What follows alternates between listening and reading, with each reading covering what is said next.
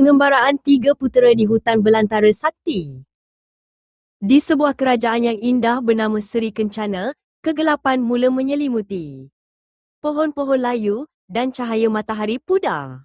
Raja menitahkan tiga puteranya cari bunga cahaya di hutan belantara sakti. Hanya bunga itu dapat menyelamatkan kita. Tiga putera itu bersiap sedia. Putera Sulaiman berani tetapi tergesa-gesa. Putera Iskandar bijak tetapi selalu ragu-ragu. Putera Qayyum pula penyayang tetapi pendiam. Walaupun mereka berbeza, tujuan mereka sama. Mereka memulakan perjalanan menuju hutan misteri itu. Sebaik sahaja masuk, mereka tiba di sebatang jambatan kayu yang reput. Mudah saja, jerit Sulaiman, dan tanpa berfikir, dia terus melompat ke atas jambatan itu. K.R.A.K. Kayu-kayu mula patah. Sulaiman terperangkap di tengah-tengah.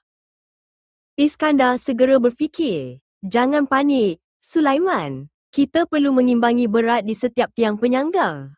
Sementara itu, putera Qayyum mengambil beberapa batu besar dan meletakkannya dengan cermat di tepi jambatan untuk menstabilkan tiang-tiang tersebut sambil mendiamkan Sulaiman.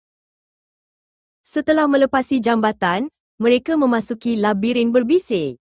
Dinding-dinding pokok bergetar dan suara-suara membingungkan berbisik, patah balik. Hilang. Tiada jalan keluar. Iskandar menjadi sangat ragu-ragu. Betulkah ini jalan yang betul?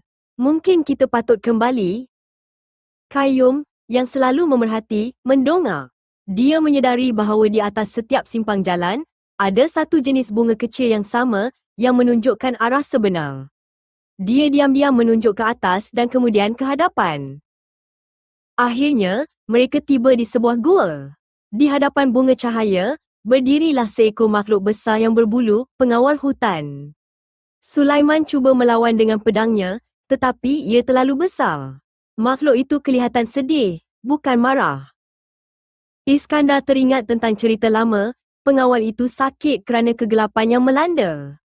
Qayyum menghampiri makhluk itu, meletakkan tangannya yang lembut pada hidung pengawal itu, dan menyanyikan lagu yang menenangkan. Makhluk itu berundur, membuka jalan. Bunga cahaya itu kelihatan seperti kristal berkilauan.